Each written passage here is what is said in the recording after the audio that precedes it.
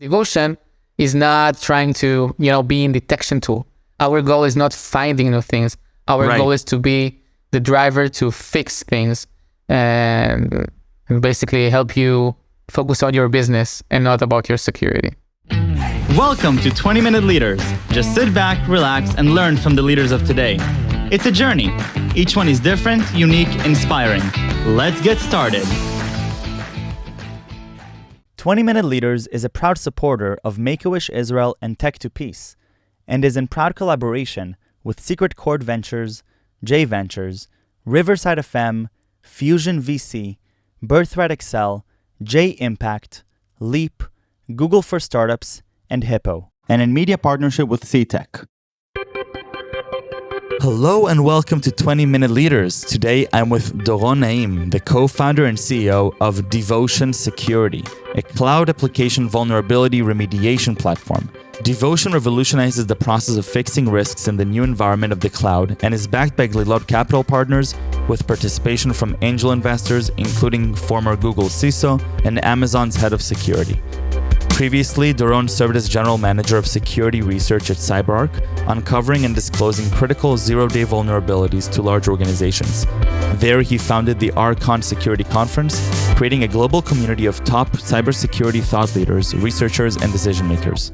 Doron frequently speaks at several international cybersecurity conferences and is a veteran of the elite Israel Defense Forces 8200 unit and has a Bachelor's of Science in Computer Science. Thank you very much for being here. You're running a really, really cool company, DevOcean, which is DevOcean, and a beautiful name. And I'm really excited to talk to you about the cloud world, the cybersecurity space. From understanding that there is a problem to mitigating and remediating the problem. And from the way that you talk about it, from finding to fixing, which I like the route. And so we have a lot to talk in these 20 minutes, and we'll see what we can get through. And so first of all, thank you very, very much for being here, Doron. Tell me a little bit about your own relationship with cybersecurity, and then we'll dive into DevOcean. So it started when I was very, very young, and I think curiosity was the thing that moved me. I remember when I was 13, there's the bar mitzvah. When my father, he knew that I like computer and stuff, so he bought me a new computer. And I was very curious to see, okay, what can I do with it? So I started playing with it, overclocking it, and this computer was very expensive. I'm talking about $10K in dollars. Back in the time, it's a lot of money. But after a week or something, I just burned it totally. So it started when I was very young. My father told me I was, assuming that he will be pissed. He just bought me the computer I just ruined. But he came to me and said, I trust you. I know you are learning from it, and just bought me a very cheap computer comparing to the old one. And I stayed with it till I was 18. But I was learning so much with this. And I think curiosity always, moved me to everywhere that I went. And I started doing, hacking stuff when I was a kid. And I later on joined to A200. As I know that you also a member over there. And then I just started my career in a startup company that got acquired by CyberArk. And then I was a group manager of research for almost 5 years. I had the privileges to work with great people at CyberArk and doing a lot of good and presenting around the world, and got a chance to work and develop great people. Now to DevOcean. So this is the journey. I love it. Well, if you're looking at, your experience with the cyber world is not new, and you've experienced the cyber world in quite a few different mediums, from different sides of the spectrum as well. We would say from both sides of the battlefield, and if you're looking at when you approached DevOcean from an entrepreneur's perspective, obviously you're thinking about, okay, what am I going to be devoting the next several years to, and creating something that's not existing yet. How are you seeing the cyber world, the different opportunities there that led to your conviction on what DevOcean is doing today? So most of the stories start with I had a vision, I had a passion, and I wanted to do it. Like it's most of the startup, right? I don't need to tell you, maybe you hear a lot of people. I think mine was very different in a way. I was working for Cyber for 5 years. I had great time. I was doing innovation. I was doing M&A. I was working with the entire company and I loved it. But I just for myself, it was COVID time and I said, I need time to myself. I didn't know that I'm going to start a company. I need time to think what I want to do. And I went to Greece. Really, it's all my stories are real, but it's a real story. And I learned just chess over there, like 10 days. I went, I cleaned my mind. No one actually traveled because of COVID. And I remember that I used to talk to a lot of, CISOs and security teams around the globe. That when I also traveled to events, also through cyber, and I think it got me. Like I talked to people, I didn't know what I'm gonna do, but once I talk and started talking to more and more people, I understood that this is what I want to do because, and I think this is like the main thing that I was curious about. It's interesting how I can build something like that. Like this, that was the driver for me. Because I didn't know exactly that this is the right solution that I want to build. I just want to know if I can solve this problem for all these people. So I tried to find a common sense. And when I found a common sense for all of them, I was doing validation. I think I made more than 50 calls to different personas around the globe.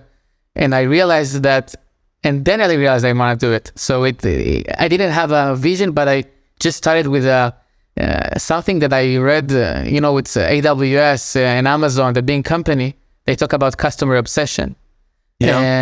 And I started thinking about it on the back of my head and started to talk to people. And I understood that if I'll come with the idea, probably I won't find the right problem for myself. I need to ask them, and this is what I did.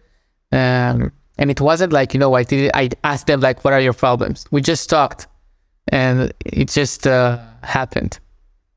Incredible. Okay, so let's dive into the problem space that you discovered, and then a little bit about how you started executing on it in a world where we have an abundance of cyber attacks and an abundance of cyber solutions, yet it seems like there's still a gap or a vacuum that you realize that exists that can be very beneficial for these security teams.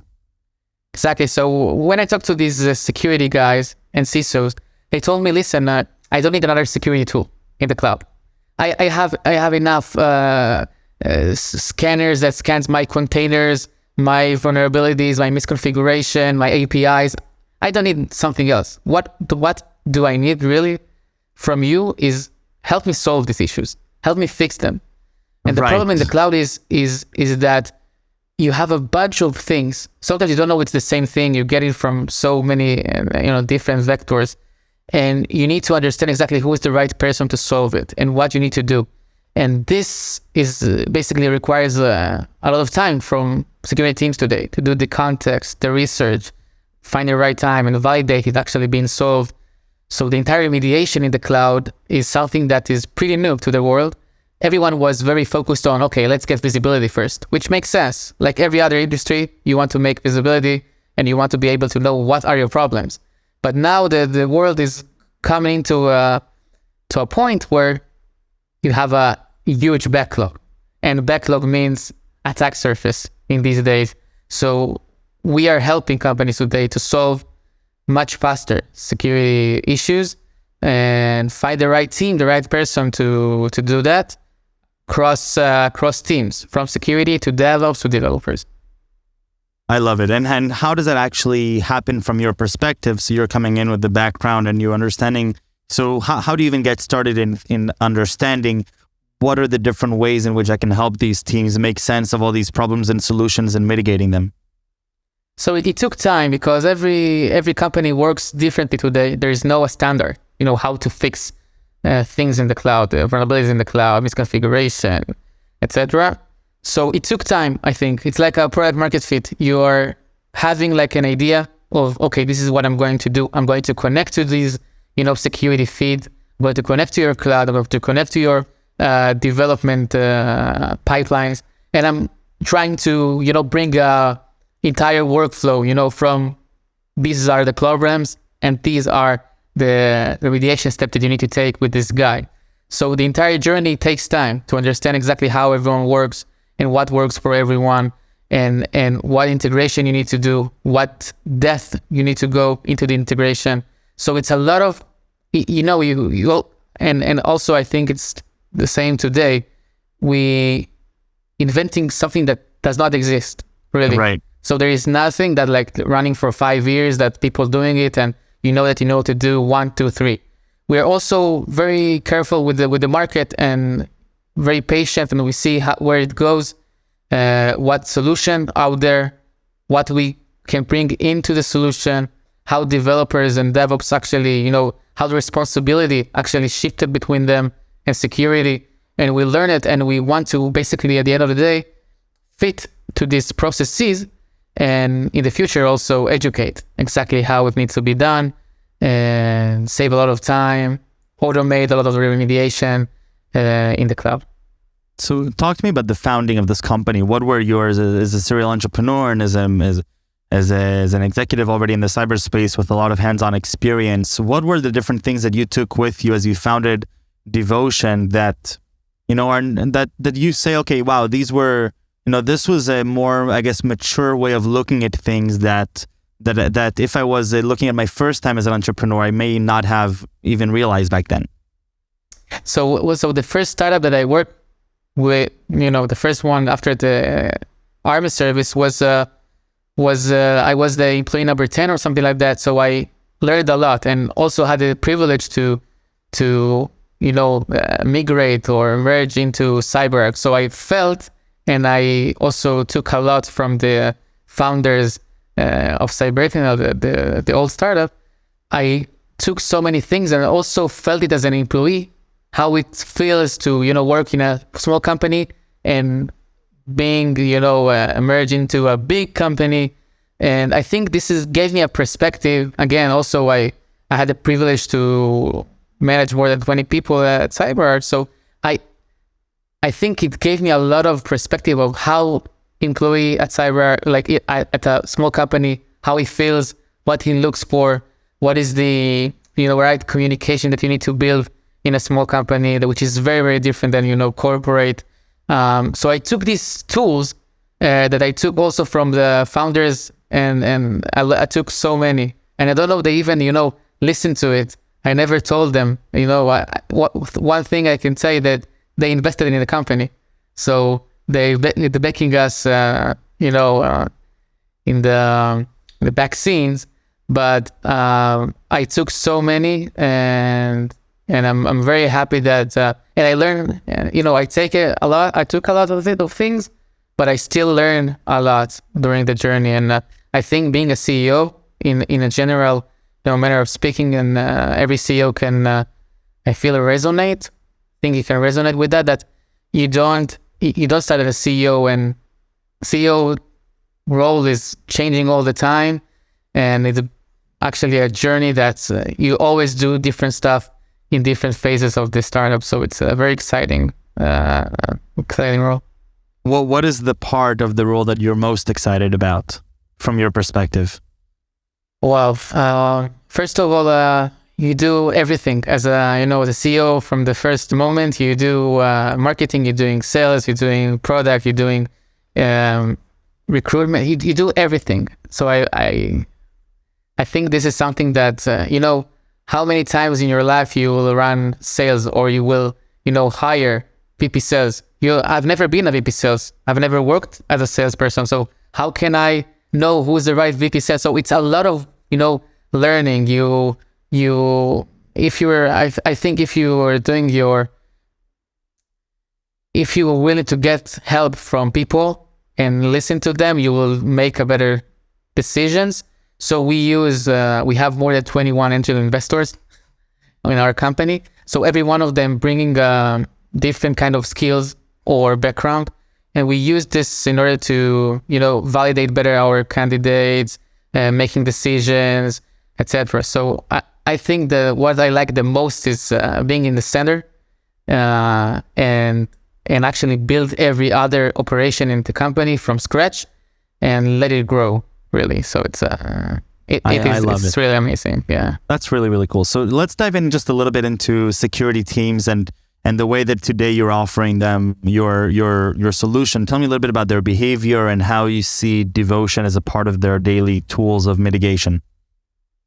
Yeah, so today they're consuming many events from different tools.